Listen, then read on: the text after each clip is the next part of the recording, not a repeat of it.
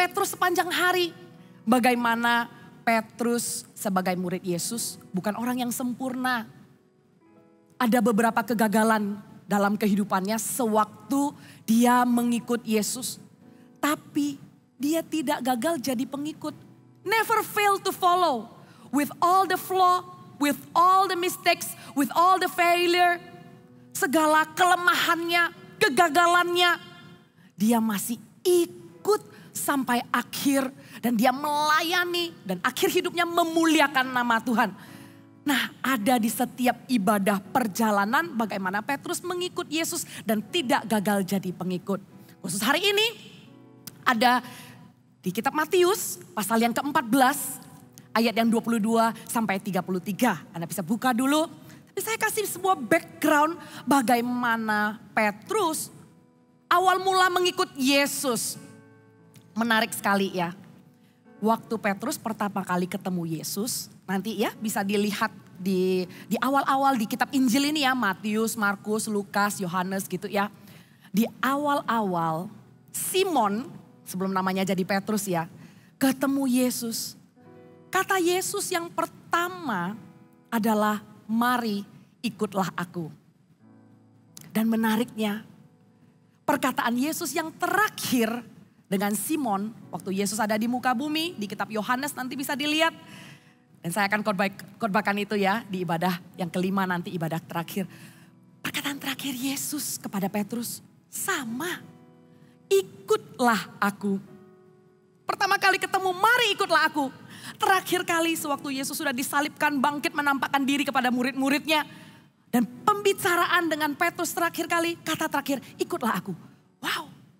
Saudara coba lihat, dari awal ikutlah aku sampai terakhir ikutlah aku. Di tengah-tengah prosesnya ini apa yang terjadi? Apa yang terjadi dengan Petrus sewaktu dia mengikuti? Sampai pesan Yesus terakhir untuk dia terus ikuti. Perjalanan Petrus tidak mulus.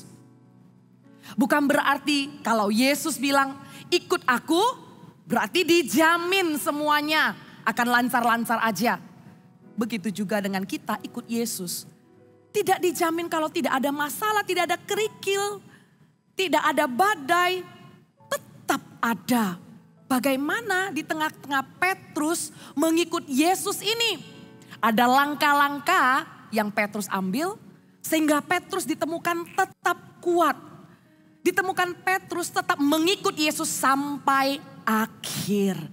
Nah, di ibadah hari ini ada langkah pertama yang Petrus ambil, yang tercatat di Alkitab menjadi sejarah. Saya bacakan ya Bapak Ibu. Di Matius pasal yang ke-14 ayat yang ke-22 sampai 33. Yesus berjalan di atas air. Sesudah itu Yesus segera memerintahkan murid-muridnya naik ke perahu dan mendahuluinya ke seberang. Sementara itu ia menyuruh orang banyak pulang. Dan setelah orang banyak itu disuruhnya pulang, Yesus naik ke atas bukit untuk berdoa seorang diri. Ketika hari sudah malam, ia sendirian di situ. Perahu muridnya sudah beberapa mil jauhnya dari pantai dan diombang-ambingkan gelombang. Karena angin sakal, kira-kira jam 3 malam datanglah Yesus kepada mereka berjalan di atas air. Ya, kita berhenti di ayat yang ke-26 ini. Ketika murid-muridnya melihat dia berjalan di atas air, mereka terkejut dan berseru, "Itu hantu!" Lalu berteriak-teriak karena takut.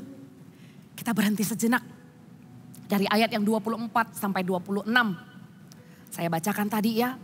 Sebelum Yesus memerintahkan murid-muridnya naik ke perahu dan nyebrang, dan Yesus suruh orang banyak pulang. Saudara tahu sebelum itu ada kejadian apa? Yesus memberi makan 5.000 orang. Buat murid-muridnya yang ikut Yesus, mereka melihat mujizat bagaimana 5 roti 2 ikan memberi makan segitu banyaknya orang. Belum lagi sebelumnya mereka menyaksikan Yesus menyembuhkan orang sakit. Belum lagi sebelumnya mereka menyaksikan Yesus mengusir roh jahat. Mereka ikuti pelayanan Yesus dan mereka lihat mujizat-mujizat terjadi. Kemudian Selesai orang banyak itu dipulangkan Yesus. Mereka naik ke perahu. Mereka mau ke seberang.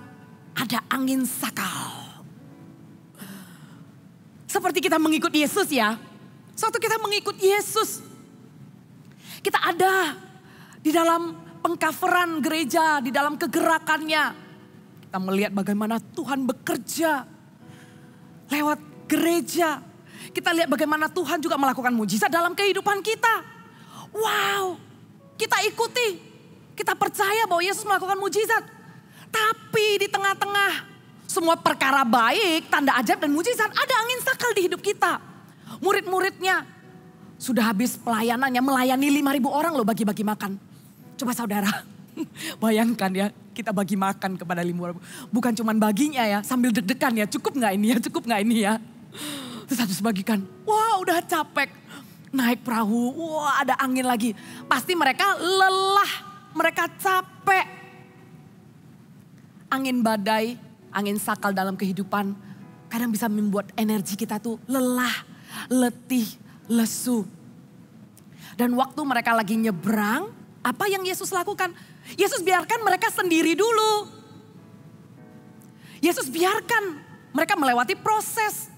Yesus izinkan ada angin dalam hidup kita. Yesus izinkan kita melewati dulu, dan apa yang Yesus lakukan? Yesus menyendiri di dalam mengikut Yesus ya. Di dalam kita menjadi pengikut, ada prioritas yang Yesus tunjukkan menjadi teladan. Gak bisa digantikan apapun. Jelas Yesus pada saat itu adalah manusia sepenuhnya. Anak Allah yang juga adalah Tuhan sepenuhnya. Yesus masih prioritas berdoa seorang diri. Di tengah-tengah pelayanannya sudah melakukan mujizat. Yesus menyendiri naik dan berdoa. Jangan lupa ya, suatu kita ikut Yesus. Bukan cuma pas badainya datang kita berdoa. Tapi biarkan ini menjadi prioritas utama ada di tempat pertama. Membangun hubungan, mencari saat teduh, baca Alkitab. Menjadi kesukaan, bukan keharusan. Bukan menjadi sebuah kotak yang, oh ya saya orang Kristen saya harus lakukan. Kalau gitu bukan bangun spiritual, bangun religious. Ya, menjadi sebuah agama, bukan menjadi spiritual. Bukan menjadi kerohanian. Karena saya rasa kerohanian itu gak bisa dikotak-kotakkan. Kerohanian menguasai seluruh pikiran, jiwa dan raga. Kerohanian adalah prioritas utama. Dan Yesus tunjukkan ya, menjadi teladan kepada murid-muridnya. Dan setelah Yesus berdoa seorang diri, Yesus datang di jam 3 malam. Karena muridnya sudah berjalan beberapa mil jauhnya, mereka diombang-ambingkan. Mereka diombang-ambingkan, dan jam 3 malam datanglah Yesus kepada mereka di atas air. Dan waktu muridnya Yesus lihat, mereka teriak. Itu hantu. Dan mereka ketakutan. Mereka ketakutan. Sewaktu ada badai dalam kehidupan kita. Badai ya, masalah itu negatif ya. Masalah itu negatif. Waktu masalah negatif, apalagi bertubi-tubi ditimpa masalah. Menjadi halangan untuk melihat Yesus. Sewaktu terjadi masalah, tanpa kita sadari ya. Tanpa kita sadari. Kita bisa punya pikiran ya, iya sih saya dihukum. Iya sih saya ini diserang iblis. Sewaktu terjadi masalah, yang negatif kebawa negatif terus. Sehingga yang dilihat dan dikasih kredit itu setannya. Sehingga tidak bisa lagi lihat Tuhan, padahal Tuhan yang datang. Tapi justru dibilang itu hantu. Pernahkah di dalam hidup kita, sewaktu kita ada masalah, kita berikan kredit kepada setan. Kita berikan, iya ini serangan. Kenapa kita gak ganti ya? Daripada ngasih kredit ke setan, daripada kasih kredit ke musuh. Kenapa kita gak ganti? Jangan halangi pandanganku. Jangan halangi dengan angin sakal dan badai. Aku mau melihat Tuhan. Aku mau lihat di dalam masalahku. Pasti sebentar lagi di lembah kekelaman, aku akan naik ke puncak gunung. Bisakah kita melihat itu saudara? Di lembah kekelaman ini, di ujung lorong ini, saya bisa melihat ada sebersih terang. Saya percaya kalau saya melewati lembah kekelaman ini, saya pasti ada kemenangan. Masalah di depan mata, tapi yang dilihat Tuhan bukan setannya. Kalau saya lewati ini, pasti saya jadi lebih dewasa. Karena memang itulah tujuan masalah. Karena itulah tujuan angin sakal untuk mereka mengalami Tuhan. Mereka berteriak, mereka ketakutan. Saat itu keadaan begitu buruk. Mereka pikir di saat yang buruk, yang hadir juga bukan hal baik lah. Di saat ada masalah, ini merasa kayak, kalau orang bilang ya, kalau lagi sial ya, yang dirasakan itu gak bisa hal baik. Sekalian semuanya itu jadi buruk gitu loh. Lagi jelek aja. Kita bisa memilih loh apa yang kita pikirkan. Kita bisa memilih apa yang kita pikirkan. Karena pikiran ini, sewaktu kita kasih celah mengaminkan masalah, sewaktu kita kasih celah mengaminkan emang lagi sial, di saat itulah pikiran kita itu ditunggangi dan kita akan lihat setan. Sewaktu itu terjadi, apa yang Yesus lakukan? Sewaktu mereka teriak-teriak ketakutan, sewaktu mereka mulai melihat, wah di dalam masalah ada masalah satu lagi. Mereka teriak-teriak ketakutan. Dalam mengikut Yesus kita tidak akan bebas masalah. Tapi langkah yang diambil Tuhan ajarkan setelah mereka teriak-teriak ketakutan. Kita lanjutkan ya. Di ayat yang ke-27. Sewaktu mereka ketakutan, mereka teriak hantu. Segera Yesus berkata kepada mereka, tenanglah aku ini, jangan takut. Lalu Petrus berseru dan menjawab dia, Tuhan, apabila engkau itu, suruhlah aku datang kepadamu berjalan di atas air. Kita berhenti di sana. Pertama yang Yesus katakan, tenanglah. Tenanglah. Langkah apa yang harus kita ambil sewaktu terjadi angin sakal dalam kehidupan kita? Langkah pertama Yesus katakan, tenanglah. Ini yang Yesus katakan. Apa sih arti tenang itu? Terlalu sering ya kita dengar kata tenang. Terlalu sering orang di kanan kiri kalau kita lagi buru-buru, lagi gak sabar, lagi pingin marah. Orang bilang tenang, tenang, tenang, tenang. Sebenarnya arti tenang itu apa sih? Tenang itu artinya tidak cepat bereaksi. Itulah arti tenang. Tidak cepat bereaksi. Dan di dalam kita tinggal tenang, disitulah terletak kekuatan, amin. Ada di Yesaya. Suatu kita tinggal tenang dan percaya, terletaklah kekuatanmu. Kalau dikasih pilihan ya, Anda memilih berpegang kepada situasi atau berpegang kepada seorang pribadi yang memegang kendali situasi. Anda pilih mana? Berpegang pada situasinya atau berpegang kepada pribadi yang memegang kendali situasi. Kalau saya pilih yang kedua. Saya menyadari segala keadaan baik hidup saya, seluruh dunia ini ada seorang pribadi yang pegang kendali. Dialah Tuhan, dialah Yesus yang datang jam 3 malam itu.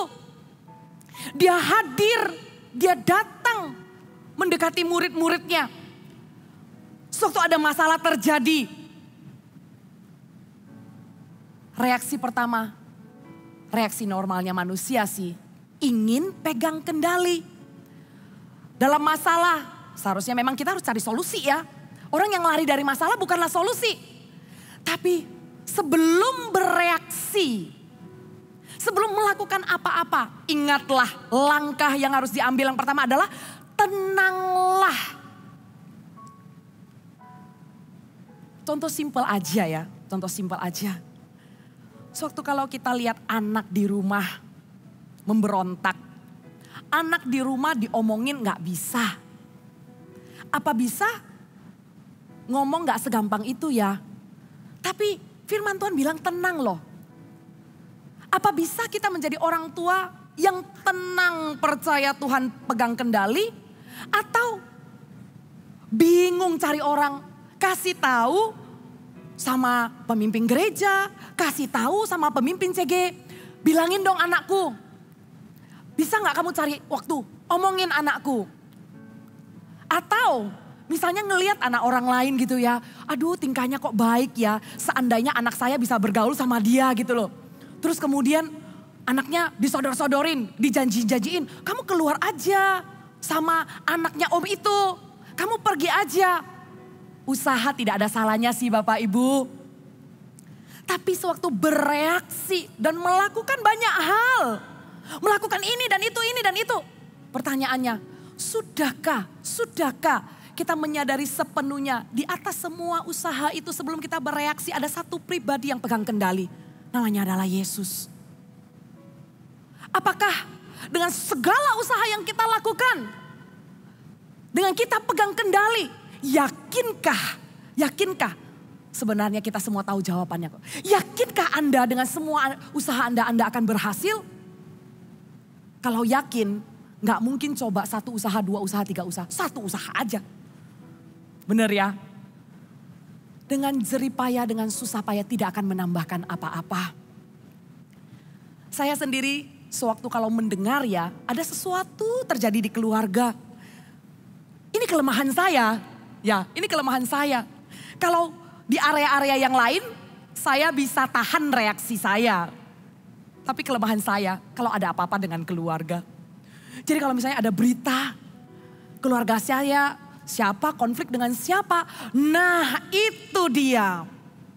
Tapi puji Tuhan ya, Tuhan ajar saya dan saya mengalami transformasi di area itu. Saya langsung cepat-cepat pengen beresin. Kalau saya dengar, saudara saya, kakak saya ada konflik dengan orang tua saya. Apa yang saya lakukan?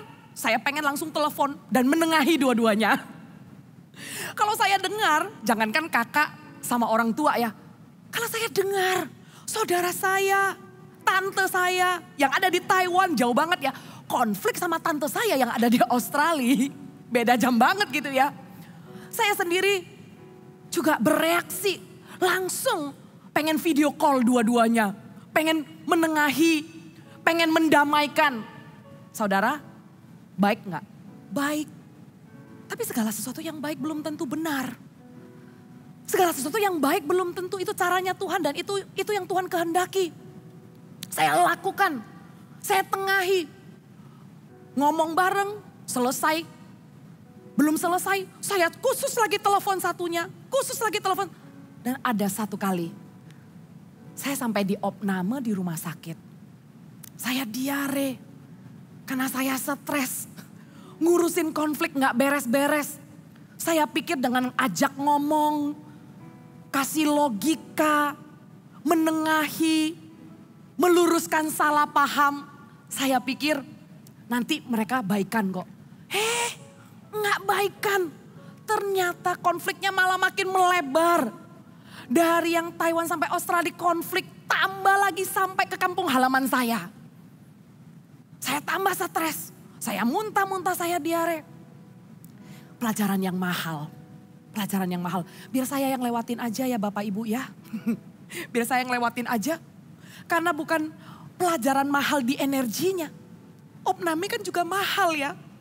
Saya nyesel. Kenapa saya begitu sibuk pegang kendali dalam hidup saya? Kenapa saya begitu sibuk pegang kontrol? Sometimes when we are so busy to lead, we don't give room for Holy Spirit to lead. Kita terlalu sibuk memegang kendali, kita terlalu sibuk memimpin.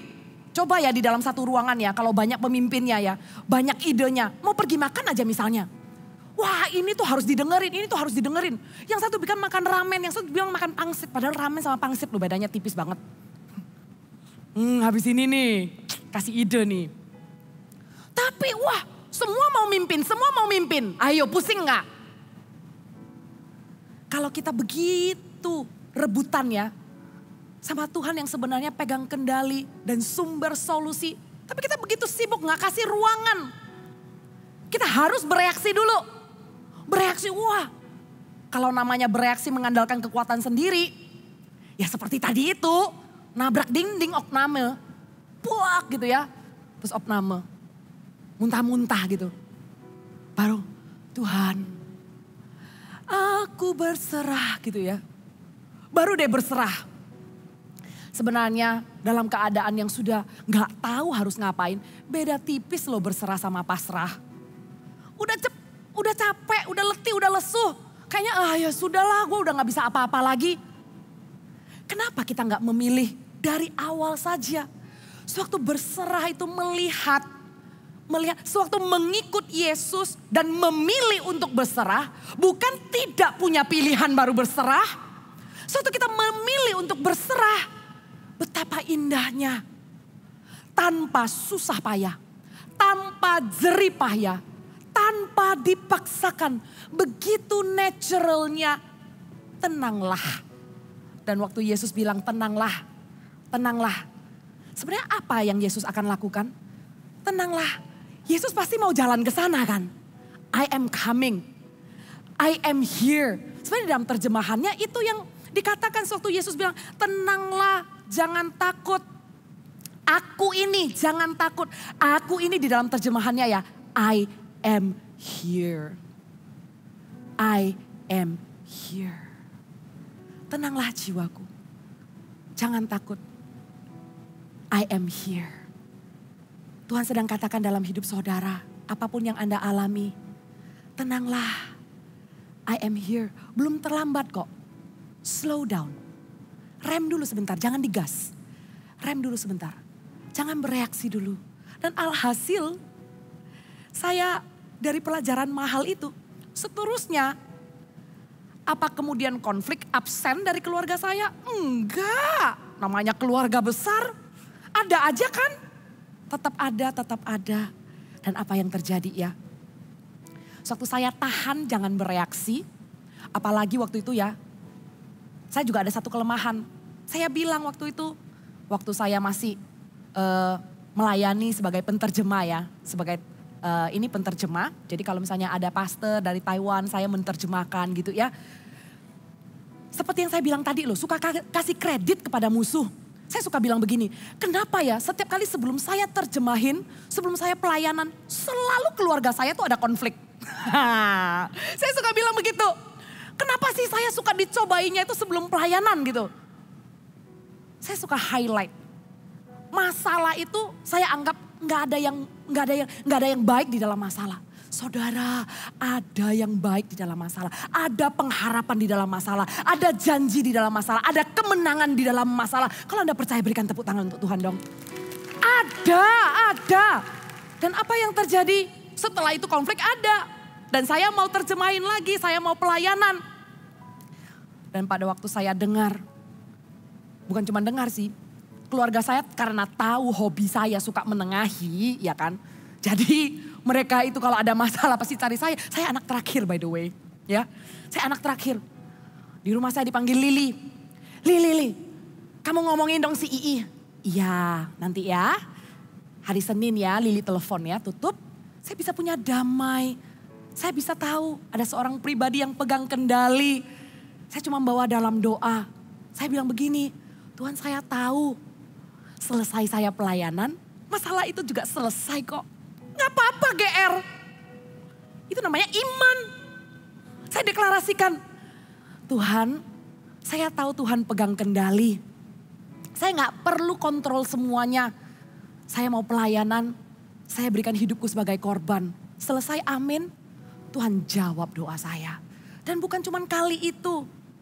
Sewaktu saya berserah dan saya percaya siapa yang pegang kendali, tenanglah jiwaku. Saya gak perlu turun tangan. Saya gak perlu ada di tengah-tengah dan berusaha dengan kekuatan saya. Tahu-tahu konfliknya resolve sendiri. Haleluya, enak ya. Tahu-tahu semuanya sudah di take care Tuhan. Tahu-tahu nggak separah yang diceritakan. Tahu-tahu semuanya selesai dengan sendirinya. Saudara ingin Tuhan campur tangan dan menyelesaikannya bukan dengan susah payah? Tenanglah. Dan kemudian apa yang dilakukan Petrus? Waktu Petrus dengar Yesus katakan itu, Petrus bilang begini, Tuhan, apabila engkau itu suruhlah aku datang padamu, berjalan di atas air, suruhlah aku. Petrus yang mengambil langkah pertama dari murid-murid yang lain ada di kapal itu. Langkah pertama Petrus, Nah, menarik sekali. Apabila itu engkau, suruhlah aku datang. Suruhlah. Ternyata perkataan Yesus itu begitu penting dalam hidup Petrus. Petrus memposisikan dirinya menjadi orang yang mau melakukan sesuatu. Imannya begitu aktif. Petrus tidak mengatakan begini, apabila itu engkau Yesus, datang selamatkan kami. Apabila itu engkau Yesus, redakan badai ini. He was not asking Jesus to do the job. Dia tidak meminta Yesus untuk melakukan bagian. Tapi dia melibatkan diri di dalam bagian pekerjaan Tuhan. Saudara lihat perbedaannya? Karena kenapa? Karena waktu Petrus lihat Yesus, mungkin ya. Dia ingat pengalamannya, waktu dia jadi nelayan, sepanjang malam, dia tangkap ikan gak dapat. Dia sudah bersihin jalannya, udah bersih semua. Tiba-tiba Yesus datang dari beberapa perahu. Yesus naik ke perahunya si Simon, waktu itu namanya Simon. Naik, suruh dia ke tempat yang dalam dan menebarkan jala lagi. Yesus suruh, tapi waktu itu Petrus beralasan. Dia bilang, sudah sepanjang malam saya bekerja keras dan saya tidak mendapatkan apa-apa. Tapi jika engkau yang suruh, aku tebarkan, gitu ya. Bukankah di kehidupan saya ini ya sama saudara sekalian ya. Sewaktu Yesus suruh, selalu ada tapi. Saya tahu kok apa yang saya lakukan. Petrus bisa berpikir ya, saya ini ahli loh nelayan. Dari sononya saya dari Galilea. Mungkin dari turun-temurun sudah menjadi ini ya nelayan ya yang mengerti laut. Tiba-tiba datang anak tukang kayu. Suruh tebar jala. Hah? Masa sih? Terus dia juga berpikir, jala saya sudah bersih. Bersihin jala ya pada waktu itu ya. Itu jalannya tuh lebar, flat. Jadi harus bersihin dari rumput laut dan kotoran-kotoran semuanya itu. Jadi untuk dia tebar lagi, dia juga mikir. Terus dia juga mikir, tadi begitu banyak orang datang mendengarkan Yesus. Ikan-ikan udah lari kali. Suruh saya tebar lagi. Tapi jika engkau yang menyuruhnya, aku menebarnya. Tapi jika engkau menyuruh aku datang, maka aku akan datang. Dia tahu bobot perkataan dan firman Yesus dalam hidupnya. Dia tahu di dalam mengikut Yesus, kalau kata Yesus A, maka itu adalah iya dan amin saudara. Di tengah badai. Coba kita posisikan diri kita sebagai Petrus ya. Di perahu, udah mabok, udah mau muntah. Mikir apa ya untuk mau melakukan sesuatu. Di tengah badai, pengennya apa? Ya cepetan selesai badainya gitu loh. Petrus mikir apa coba? Kok malah minta supaya aku datang? Dia loh, dari semua muridnya, dia yang meminta. Langkah pertama seorang pengikut Kristus yang namanya Petrus. Dia meminta untuk datang. Iman Petrus adalah iman yang aktif. Di dalam kita mengikut Yesus, kita butuh punya iman yang aktif. Kita perlu mencemplungkan dan mengambil langkah. Memberanikan diri menghampiri tahta Tuhan. Iman yang pasif, ya seperti tadi saya bilang, dia bisa aja di perahu aja. Karena dia percaya kok kalau Yesus bilang tenang, Yesus kan yang akan datang. Ya kan? Nunggu aja. Tapi dia punya iman yang aktif. Dia katakan suruh aku datang. Dia percaya apabila itu engkau suruh aku datang. Dan kemudian apa yang Yesus lakukan? Yesus enggak marah, enggak mengkoreksi. Yesus enggak bilang, udah diam di sana aja, saya yang datang. Tapi karena iman yang aktif, Yesus tergerak dan mengatakan, "Come, datanglah." Iman kitalah yang akan menggoyahkan hati Tuhan untuk melakukan mujizat dalam hidup kita. Iman kitalah yang menyenangkan hati Tuhan. Tanpa iman tidak mungkin menyenangkan hati Tuhan. Jadi lakukanlah bukan untuk supaya dapat mujizatnya.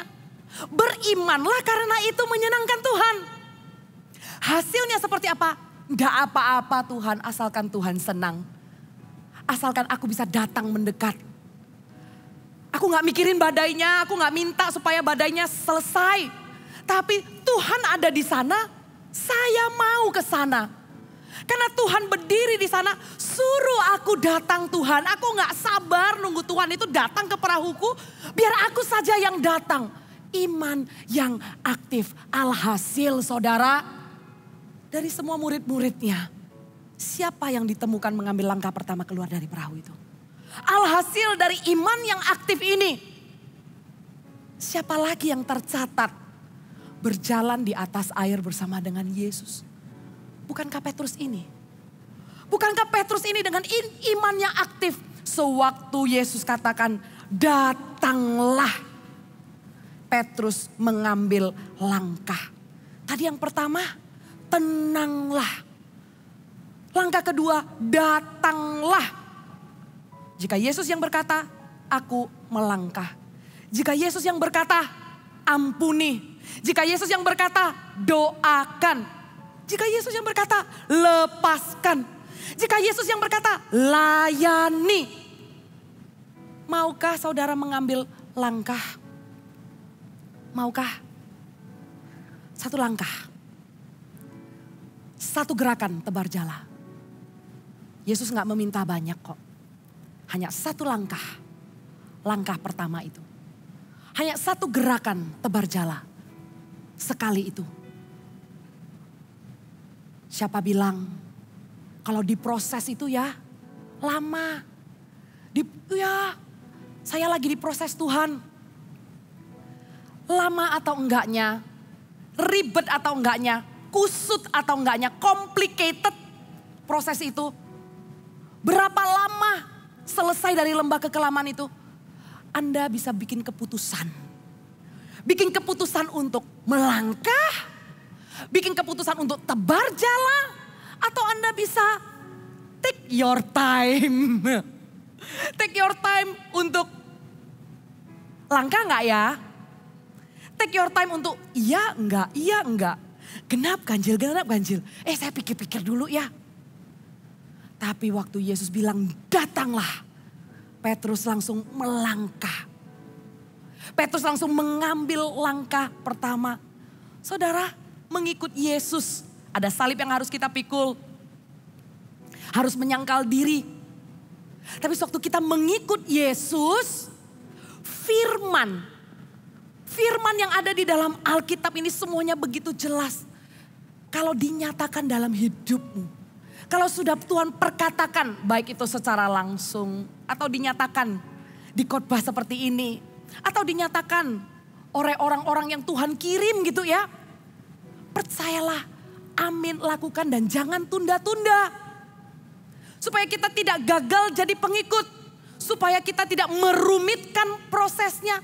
Supaya kita tidak memperpanjang prosesnya. Waktu kita masa enak sih proses diperpanjang. Proses gak selesai-selesai itu kan yang bikin letih lesu kan. Itu kan yang bikin berbeban berat kan. Tapi orang yang berjalan mengikut menanti-nantikan Yesus, mereka tidak akan letih, mereka tidak akan lesu. Mereka akan terbang tinggi seperti Raja Wali yang percaya, katakan amin. Itu janji firman Tuhan dan adalah iya dan amin. Kita sendirilah yang membuat keputusan. Apakah kita mau seturut dengan firman-Nya mengambil langkah pertama dan datang. Petrus, dia berjalan di atas air. Kita lihat ya di ayat yang ke-28. Lalu Petrus berseru dan menjawab dia, Tuhan apa bilang engkau itu? Ya tadi kita udah baca ya. Kata Yesus datanglah. Maka Petrus turun dari perahu dan berjalan di atas air mendapatkan Yesus. Lanjutnya, Tetapi ketika dirasanya tiupan angin, takutlah ia. Dan mulai tenggelam lalu berteriak, Tuhan tolonglah aku. Segera Yesus mengulurkan tangannya memegang dia dan berkata, hai orang yang kurang percaya, mengapa engkau bimbang? Hai orang yang kurang percaya, kenapa engkau bimbang? Lalu mereka naik ke atas perahu dan angin pun redalah. Dan orang-orang yang ada di perahu menyembah dia, katanya, sesungguhnya engkau anak Allah. 3 hal sih yang Yesus katakan. Yang pertama tenanglah, yang kedua datanglah, yang ketiga percaya. Langkah mengikut Yesus 3 kata ini. Anda bisa ingat baik-baik, Anda bisa catat. Tenanglah, datanglah, dan percayalah. Percayalah. Sebenarnya, apakah angin sakal itu, gelombang itu yang bikin Petrus tenggelam? Coba pikir. Dia tenggelam ya dalam situasi keadaan yang lagi gelombang dan angin sakal. Enggak. Bukan itu yang bikin Petrus tenggelam. Karena kenapa? Petrus berjalan di atasnya kok. Berarti sudah ditaklukkan. Lantas apa yang bikin Petrus tenggelam? Bimbang. Apa yang bikin Petrus tenggelam? Takut. Dan Yesus bilang, hai orang yang kurang percaya. Sebenarnya bukan cuma saat itu sih. Kita flashback sedikit ya. Waktu Petrus lihat Yesus ya. Petrus bilang begini. Waktu lihat Yesus orang-orang teriak. Terus Yesus katakan ini aku. Apabila engkau itu. Nah. Apabila engkau itu. Di situ Petrus juga meragukan. Dia memang mengambil langkah pertama dibandingkan murid-murid yang lain ya. Dia imannya aktif. Kabar baiknya saudara. Kita orang percaya tapi kita bergumul untuk percaya. And it's okay. Gak apa-apa kok. Selama kita mengikut Yesus. Asalkan kita mau belajar untuk percaya. Dari waktu ke waktu. Kita gak pernah kok cukup percaya. Karena masih hidup di dunia ini. Masih bisa melakukan dosa tapi jangan jatuh dalam dosa terus.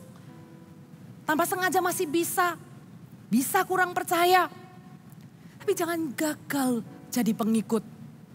Jangan gagal jadi pengikut. Kalau di saat bimbang dan takut. Di saat kurang percaya. Yesus katakan tetap percaya. Sebagai orang percaya. Sebagai orang yang sudah mengikut Yesus. Petrus bergumul untuk percaya. Dan kita juga lihat ya. Ada seorang ayah. Yang anaknya kerasukan roh yang membisukan. Kemudian dia katakan kepada Yesus. Jika engkau dapat ya. Tolonglah kami, kasihanilah kami. Yesus sudah melakukan mujizat. Tapi ayah ini berkata kepada Yesus. Jika engkau dapat. Dan Yesus jawab. Jika engkau dapat. Yesus tanya kembali. You asking me if I can? Yesus tanya. Engkau menanyakan kepadaku. Aku bisa apa enggak? Tidak ada yang mustahil bagi orang percaya. Yesus bilang. Engkau tanya kepadaku jika aku dapat. Tidak ada yang mustahil bagi orang percaya ini. Kemudian sesegera itu ayah dari anak ini mengatakan. Aku percaya. Tolonglah aku yang tidak percaya ini. Dia bergumul untuk percaya. Tapi dia cukup rendah hati untuk mengakui. Tolonglah aku yang tidak percaya ini. Suatu kita mengikut Yesus dan kita bergumul untuk percaya. Gak apa-apa kok. Seperti Petrus. Jika itu adalah engkau Tuhan. Jika engkau dapat Tuhan. Tapi setelah itu Petrus melangkah. Petrus punya iman yang aktif. Dan setelah Petrus berjalan di atas air. Dia tenggelam. Yesus tangkap. Pesannya ini apa? Pesannya ini apa? Kita akan terus belajar untuk percaya. Hari ini setelah dengarkan khotbah. Tuhan menyampaikan isi hatinya kepada jemaat. Untuk kita punya iman yang aktif, untuk kita tetap percaya. Nanti minggu depan, saya nggak doakan sih ya. Kalau ada pergumulan untuk percaya dan seolah-olah masalah itu begitu besar. Ingat ya, Tuhan katakan, jangan bimbang, jangan takut. Dan katakan kepada Tuhan, jujur aja nggak apa-apa. Jangan paksakan. Katakan, tolonglah aku yang tidak percaya ini. Tolonglah aku yang tidak percaya ini. Dan Tuhan sembuhkan anak itu ya. Roh yang membisukan itu diusir dan anak itu seketika itu juga sembuh. Nah waktu Petrus tenggelam, ada juga faktor lain loh. Selain dia takut dan bimbang, ada. Selain daripada matanya tidak tertuju kepada Yesus, yang sering kita dengarkan ya. Karena dia gak fokus sama Yesus, dia fokusnya sama badai, kita sering dengar ya. Kemudian dia tenggelam. Tapi ada faktor lain. Dia lupa kalau dia sudah melangkah beberapa langkah di atas air. Dia lupa. Dia lupa. Kita juga bisa lupa kesuksesan kita itu dari mana. Suatu masalah datang, kita lupa Tuhan pernah baik. Suatu masalah datang, kita lupa Tuhan pernah setia. Suatu masalah datang, kita lupa. Semua yang kita cicipi sampai hari ini, walaupun misalnya hilang ya, diizinkan hilang.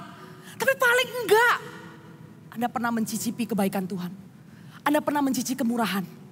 Anda pernah mencicipi kesetiaannya dalam hidup. Jangan lupa, untuk kita bisa tetap percaya, ingatlah, jangan lupa kesuksesan itu datangnya dari mana. Suatu kita tetap bersyukur dengan hati yang melimpah. Kalau aku ada hari ini semua karena anugerah-Mu. Thank you Jesus, it's only by your grace. Hanya karena kemurahan-Mu aku ada hari ini. Suatu kita percaya. Dan kalau Petrus waktu itu tahu dia sudah melangkah sih di atas air. Dia punya keberhasilan dibandingkan murid-murid yang lain berjalan di atas air. It's only by your grace. It's only dengan kemurahan Tuhan. Dia tahu kesuksesan dia berjalan air itu dari siapa. Maka dia juga pasti akan menyelesaikannya di atas air sampai dia memegang tangan Tuhan. Tapi bukankah dicatat kegagalan Petrus ini justru menjadi pelajaran berharga buat kita. Supaya kita tidak mengulanginya. Supaya di tengah-tengah kita mencicipi kebaikan Tuhan. Ada badai, hampir tenggelam. Jangan sampai tenggelam. Kita mengatakan, aku pernah berjalan di atas badai hidup. Kalau itu sudah aku lewati, ini pun pasti aku akan lewati. Kalau Tuhan sudah berikan kemenangan kepada bangsa Israel dari peperangan demi peperangan, bangsa Filistin, bangsa Amalek, maka percayalah tanah perjanjian dan promised land itu pasti iya dan amin diberikan. Percayalah, ambil langkah mengikut Yesus. Dengan 3 poin tadi. Yang pertama, tenanglah. Tidak cepat bereaksi. Dan yang kedua, datanglah punya iman yang aktif. Yang ketiga, percaya. Tetaplah percaya. Mengandalkan kekuatan. Dan pikiran sendiri akan terombang-ambing dengan gelombang. Mengandalkan iman dan percaya akan hasil perkara supernatural. Engkau akan berjalan di atas masalah. Engkau akan berjalan di atas badai. Ingat ya, semuanya dengan iman, semuanya didukung dari dalam, bukan antusias dari luar, tapi backupnya adalah iman. Anda akan menemukan diri Anda sebagai pengikut Kristus sampai akhir hidup. Berikan kemuliaan buat Tuhan. Haleluya.